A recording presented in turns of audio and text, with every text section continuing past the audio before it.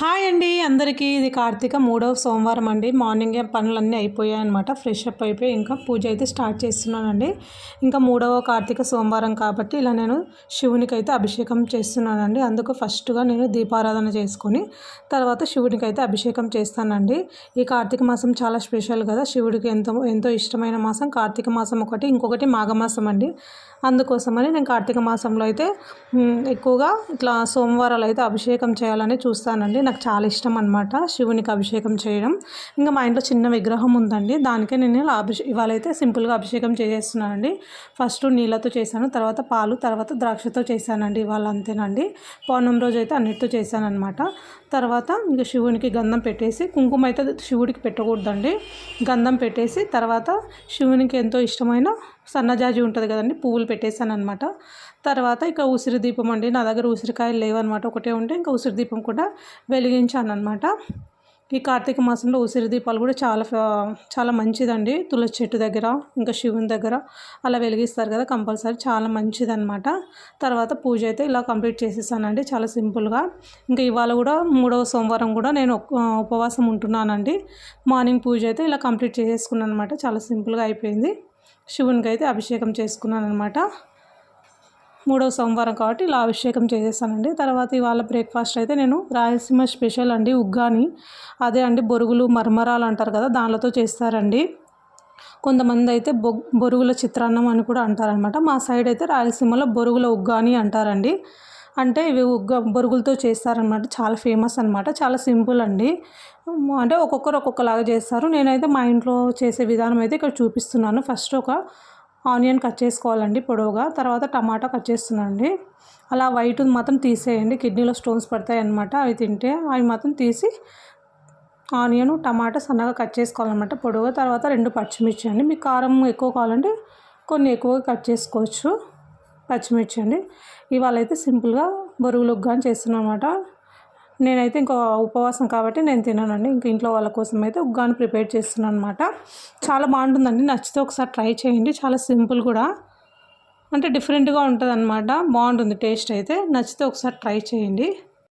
First ఒక గిన్నె తీసుకొని మనకు కావాల్సినన్ని బొరుగులు వేసుకోవాలండి అందులో. తర్వాత తగినన్ని వాటర్ వేసుకొని నానబెట్టుకోవాలండి. ముందుగానే నానబెట్టుకుంటే ఈ బొరుగులు అనేవి చాలా సాఫ్ట్గా వస్తాయన్నమాట, చాలా పెద్దగా నానతాయి అన్నమాట. తర్వాత ఒక కడాయి తీసుకొని అందులో ఆయిల్ వేసుకొని, తగినంత ఆయిల్ వేసుకొని తర్వాత ఈ బొరుగులు మెత్తగా కలిపి పెట్టుకోవాలండి. తర్వాత ఆయిల్ వేసాం కదా, అందులో ఆవాలు, జీలకర్ర, కరివేపాకు వేసుకొని తర్వాత సన్నగా కట్ చేసిన ఆనియన్, పచ్చిమిర్చి వేసుకొని అవి కొంచెం వేగే వరకు వేయించుకొని తర్వాత పసుపు అయితే కంపల్సరీ వేయాలండి. పసుపు వేసుకొని కొంచెం వేగాక అందులో టమాటా వేసుకోవాలండి. టమాటా కూడా బాగా వేగాక అందులో తగినంత సాల్ట్ వేసుకోవాలన్నమాట. ఉప్పు వేసుకొని బాగా కలుపుకోవాలండి. చాలా బాగుంటుందండి టేస్ట్. నచ్చితే ఒకసారి ట్రై చేయండి. చాలా సింపుల్ కూడా, పిల్లలు కూడా బాగా ఇష్టంగా తింటారనమాట. ఇది రాయలసీమలో చాలా ఫేమస్ అండి. చాలా ఒక్కొక్క దగ్గర అంటే ఒక్కొక్కరు ఒక్కొక్కలాగా చేస్తారండి. కొంతమంది అయితే పప్పుల పొడి వేస్తారండి లాస్ట్లో, కొంతమంది కొబ్బరి యాడ్ చేస్తారు. కొంతమంది మేమైతే ఇలా ఏమి యాడ్ చేయమండి, కొబ్బరి వేయము, తర్వాత పప్పుల పొడి కూడా వేయము. కొంతమంది దీనికి ఉగ్గానికి బెస్ట్ కాంబినేషన్ బజ్జీ అండి, మిరపకాయ బజ్జీ వేస్తారనమాట. మా ఇంట్లో తినరండి, తక్కువ అనమాట. ఉగ్గాని మిరపకాయ బజ్జీ చాలా ఫేమస్ అండి రాయలసీమలో. ఈ 2 కాంబినేషన్తో ఎక్కువ తింటుంటారు. ఇది మార్నింగ్ బ్రేక్ఫాస్ట్ అండి. ఇంకా నైట్ కూడా డిన్నర్ కూడా చేసుకోవచ్చు. చూసారా ఎంత కలర్ఫుల్గా వచ్చిందో. చాలా బాగుంటుంది, చాలా సింపుల్ అండి. నచ్చితే ఒకసారి ట్రై చేయండి, చాలా ఈజీ కూడా. ప్లీజ్ అండి, మన వీడియోస్ నచ్చితే లైక్ చేయండి, షేర్ చేయండి, సబ్స్క్రైబ్ చేయండి. ఇక్కడైతే ఇంకా మా బాబు కూడా ఫ్రెష్ అప్ అయిపోయిందండి. మార్నింగే తను స్కూల్కి వెళ్తుంది, అందుకోసమని తన కోసం ముందుగానే ఇలా ప్రిపేర్ చేసేసానమాట. ఇంకా తనకు తినిపించేస్తున్నాను. ఇంకా ఆఫ్టర్నూన్ అయితే మా తోటలోకి పని వాళ్ళు వచ్చారండి. వాళ్ళ కోసం అయితే వాళ్ళు ఉప్మా కావాలన్నారనేసి ఇంకా 2 kgs అనమాట. ఫస్ట్ టైం ఇంత క్వాంటిటీ నేను చేయడం. 2 kgలు వేసి చేశానండి. లావు రవ్వ ఉంటుంది కదండి, ఆ రవ్వ వేసి ఉప్మా చేసేసానమాట. ఇంకైతే నేను ఈవినింగ్ అయితే టెంపుల్కి వెళ్ళిపోయానండి. ఇంకా అన్ని సోమవారాలు నేను ఖచ్చితంగా టెంపుల్కి మాత్రమే అయితే వెళ్తానండి. ఈవినింగ్ దీపాలు పెట్టేసి వస్తానన్నమాట. ఈసారి అయితే శివయ్య ముంగట అయితే నారికేల దీపం వెలిగించానండి.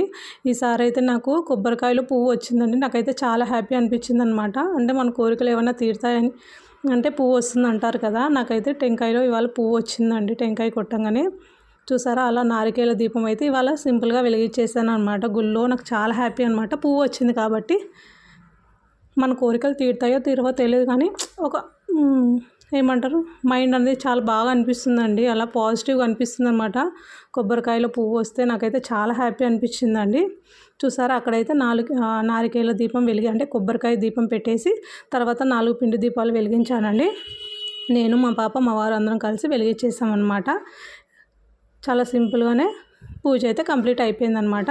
పూజ అయిపోయాక ఇంకా శివయ్యని దర్శనం చేసుకొని ఇంటికైతే వచ్చేసామండి. ఇంకా నేను ఒక్క పొద్దు విడవాలి కదా, ఈ ఇంటికి వచ్చినాక నా ఒక్క పొద్దు అయితే వదిలేసానండి. డే అంతా ఉపవాసం ఉండండి, కనీసం మంచినీళ్ళు కూడా తాగలేదన్నమాట. చూసారా శివుని అందరూ దర్శనం చేసుకోండి. అక్కడైతే హారతి ఇస్తున్నారనమాట. అందరికీ మంచి జరగాలని కోరుకుంటున్నానండి. ఈ కార్తీక మాసం అంటే చాలా మంచిదనమాట. చూసారా నేను పెట్టిన దీపం అండి నారికేల దీపం అనమాట. చూసారా అక్కడ పువ్వు వచ్చింది, మీకు కనిపిస్తుందో లేదో వీడియోలో చిన్న పువ్వు అయితే వచ్చిందండి. ప్లీజ్ అండి మన వీడియోస్ నచ్చితే లైక్ చేయండి, షేర్ చేయండి, సబ్స్క్రైబ్ చేయండి, మన ఛానల్ని సపోర్ట్ చేయండి. Thank you.